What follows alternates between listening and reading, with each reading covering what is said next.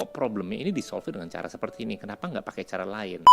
Sekarang kita mulai berkontribusi, kan udah tahu nih problemnya apa, terus habis itu kita lokasinya di mana, kita kalau berkontribusi itu di bagian apa aja. Nah, sekarang kita barulah mulai, yuk cobain deh untuk berkontribusi di hal yang nggak usah terlalu besar, yang kecil-kecil aja, yang udah pasti, yang udah kita validasi di bulan pertama bahwa yes ada problem ini, dan yang dibutuhin sama si perusahaan adalah tenaga untuk nge-solve si problem ini dengan cara seperti ini. Oke, lakuin aja itu dulu. Nanti dari ngelakuin satu hal itu tadi, kita akan ketemu banyak problem-problem lainnya, banyak pertanyaan. Kenapa sih kok problemnya ini di-solve dengan cara seperti ini? Kenapa nggak pakai cara lain? Cara lain inilah yang sebenarnya datang dari pengalaman kita di company sebelumnya. Mereka ini bisa membawa perspektif baru terhadap problemnya sih sama-sama aja, tapi cara untuk solve-nya itu bisa jadi banyak. Itu bulan kedua sebenarnya kita baru bisa mulai berkontribusi, dan setelah dari situ barulah kita bisa mulai memimpin. Kalau misalkan kita punya tim, gampang ya. Jadi kita tinggal sekarang mulai masuk ke tim kita. Kalau kita ternyata mimpin orang, berarti yang di tahap pertama, bulan pertama, kita salah satu agenda utamanya di belajar itu tadi, kita harus mengerti soal timnya kita, dan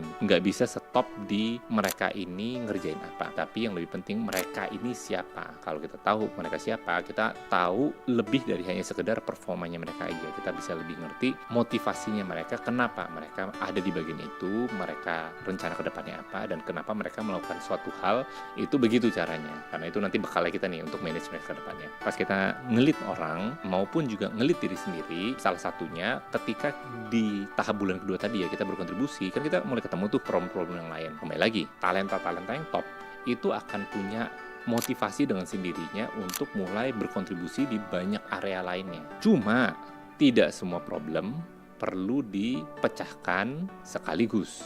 Yang kedua, tidak semua problem itu bahkan perlu dipecahkan sama sekali. Ada problem-problem yang memang tidak perlu dipecahkan.